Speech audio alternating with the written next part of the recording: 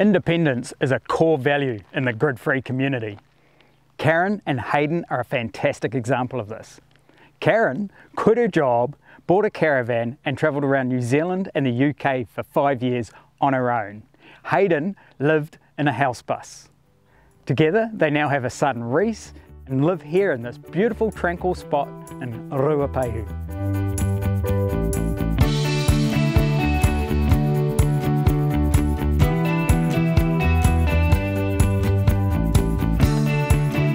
G'day Hayden. G'day Craig, how are you? Yeah, good mate. Nice spot you got here. Oh, thanks mate. You come have a look around? Keen. What are the sacrifices about being in off-grid? And there are none. I think people that live in town are sacrificing, and I'm not. I'm Karen, this is Hayden. We live in Ruapehu, and this is our 1 hectare of paradise. G'day. I'd been living overseas for 6 years, decided to come back home. I was working a full-time job in Auckland and renting with other tenants, and I was getting sick of sharing. I wanted my own space, my own home, but realised I just could not afford a place in Auckland. So I started looking at some options and settled on buying a caravan, getting out of Auckland. Then I'd have my own little space, travelling around, try to find where I would want to live, where I could afford to buy a home. Once I got the caravan and settled in, I realised I actually quite enjoyed this lifestyle. I ended up living full-time in the caravan for 4 years, moved around New Zealand and worked from it. During my caravanning years, I happened to meet Hayden, who had been living in a bus for 14 years at that stage, and we hit it off. You're looking happy, right? I'm looking happy. I'm looking happy. For me, the influence to buy this land happened with the first lockdown when we were in our RVs on someone else's land, and I desperately wanted our own spot to feel more secure, and I was desperately wanting to grow some food. We were looking for somewhere central, and Ruapehu is in the middle of everywhere. So this is where it all started. We put the driveway in, and then we did this big pad. And then once we got the pad in here, we put the containers down. I needed some power for my business. So the solar kit came first, and we put that up on there. And that's the batch kit? Yep, and that's the batch kit.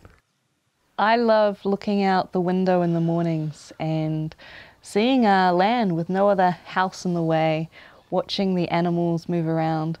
I feel like every day the view changes a little bit as the season progresses. We started out here with a big paddock of grass, and so for me, I look out the window and every single little bit of thing that's on this land I have done myself. If something goes wrong, you know, if something goes wrong, it's all my fault. Tip for going off grid is get a good spade, because you'll dig. You will dig trench after trench after trench, and then some more trenching. There are more chores than if you live on grid. There's thinking about the water, there's always thinking about the power, because we live in a rural area, we have to take our rubbish bags to the local tip and our recycling. You've just got to put in piece by piece, every bit of wood by every bit of wood, and eventually you get there.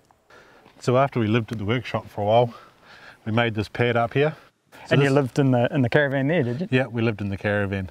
So this is our medium-term location. So we built the cabin first. Inside there, you know, we've got a bed for the baby, bed for us, and a lounge and a coffee table, and so that's where we spend most of our time. And then inside the caravan, we've still got the kitchen and the shower and the toilet. And you built the cabin yourself? Built the cabin myself. Nice. So just in time for the baby to arrive. Yeah. It's a good idea to have the caravan as kind of like the kitchen unit, and then you can separate the two. And this here? So this here is my brother-in-law, Andrew. He's come to live with us as well. He bought himself a tiny house. So he's setting himself up, water tank and solar, and quite enjoying the quiet lifestyle.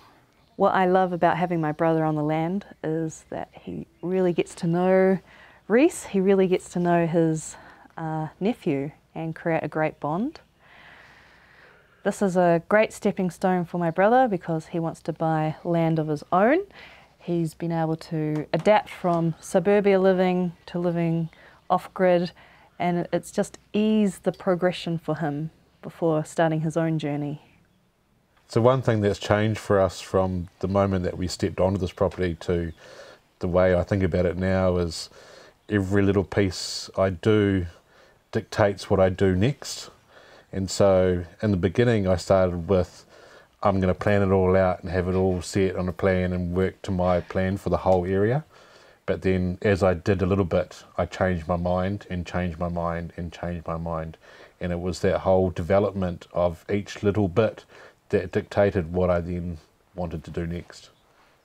Quite neat, you've got a creek here too, eh? Yeah, so we've got this creek running through the middle, quite a good resource to have. Bit slow, but I'm not about to start expecting that I'm going to generate kilowatts of power out of it. But we've got an alternate water system which takes the pressure off your rainwater.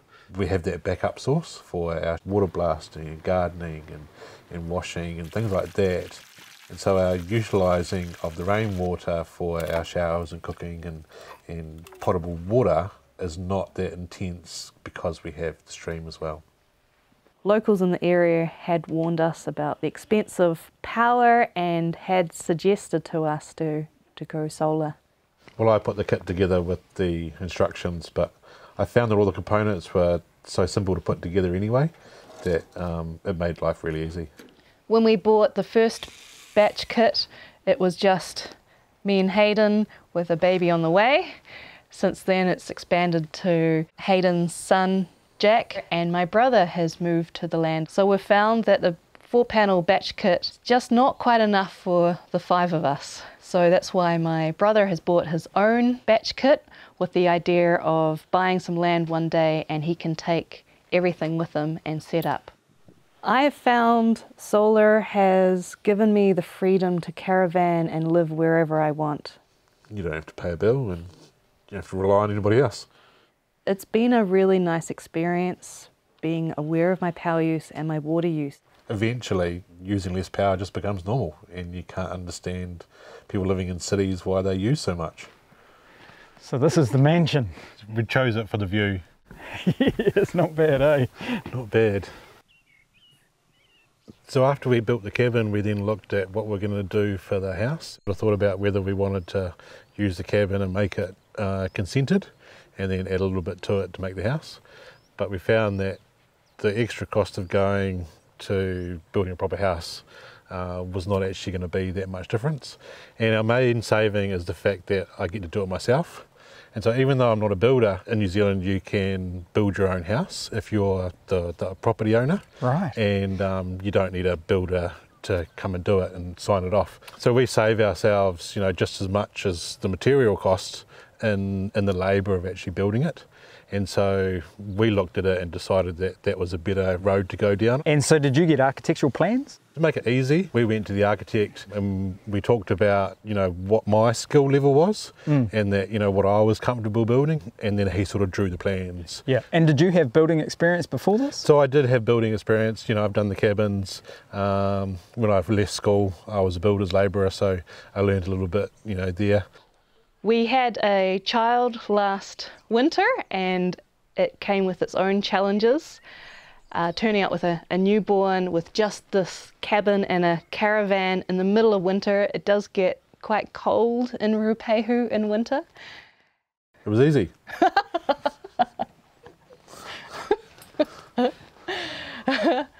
Karen did all the work. Yeah. I found some of the challenges were we didn't have this awning at the start, so if it was raining, we'd open the door and rain would be coming in. We'd have to put our puffer jacket on to go to the kitchen or to the bathroom. Yeah, there were some moments where I was wondering what we were doing. The 2 biggest issues to do with the water and the power. Number 1 has been the shower for me. I love having a good shower, so we've now had 3 versions of a shower, trying to get the right ideal one. We ran out of water mid-summer, so we definitely need to upgrade or increase our tank size and be a little more careful during next summer. And with power, during winter there is a lot of cloud in this area, so I think during winter we have to be a bit more careful with power usage. I don't understand what you mean by sacrificing, because I don't sacrifice the stars that are nice and bright because I don't live in the city, and I don't sacrifice my neighbours being so close, and I don't sacrifice having all that noise around me. So I think it's quite the opposite. Hayden just loves living on the land and tinkering away with everything. What's suburbia? Yeah. It's that horrible thing with a whole bunch of houses that are all like, ugh. I can't understand it. I couldn't go back to suburbia after this. No. I'm proud of the fact that we did this and we had a baby. I'm going to find it interesting that I grew up with power on a tap, but my son Reese won't, and so he will be living the lifestyle from the moment that he was born. New generation of off-gridder.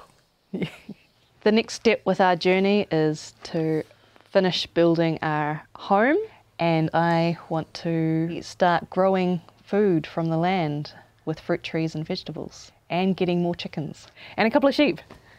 And a couple of sheep. Yeah. And a dog and a cat. So I'll just pull out my list of stuff that we've got to do, and it's probably about twice as long as that. I don't think it'll ever finish. I think it'll always be, it's a project and it's a life project, and if you think that you're going to finish it, I think you're sadly mistaken. And that's what it's all about. It's a journey, not a destination. We have a pretty simple lifestyle, really. We don't do a lot. I go to work every so often and we look after the kids. All 7 of us. 7, 5. Are you counting the chickens? We've got chickens as well. This lifestyle has given me freedom. It's given me freedom to try YouTubing. It's given me freedom to pick my graphic design jobs a little bit more, and how much I want to work, how much I need to work. I think in my early days, there was always a focus on where my workplace was, and now that's changed, and it's no longer a focus of where my workplace is, it's a focus of where I live, and that's a whole different mentality living. I'm not worried about my job or anything. It's more about I choose myself first and where I want to live, and then I work out everything else. It's given us the freedom to have family time, to build our own home. I don't know, I was just born to do this.